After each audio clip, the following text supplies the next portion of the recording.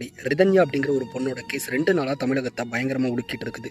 இது வந்து national media வரைக்கும் கவர் பண்ண ஆரம்பிச்சிட்டாங்க. ஆக்சுவலாக இந்த வரதட்சணை வாங்குறதும் குற்றம், கொடுக்கறதும் குற்றம்னு சொல்லுவாங்களே. வரதட்சணை சட்டம் 1961 படி என்ன நடந்துச்சுன்னு பார்த்தீங்கன்னா, திருப்பூரை சேர்ந்த ரிதன்யா அப்படிங்கிற இந்த பொண்ணு ஏப்ரல் 11ஆம் தேதி இந்த பொண்ணுக்கும் கவின்குமார் அப்படிங்கிற ஒருத்தருக்கும் கல்யாணம் நடக்குது. ரிதன்யாவுடைய அப்பா வந்து ஒரு தொழிலதிபர் திருப்பூரில். இவர் வந்து நல்லா கோடிக்கணக்கில் செலவு பண்ணி தன் பொண்ணுக்கு கல்யாணம் பண்ணி வச்சிட்டாரு.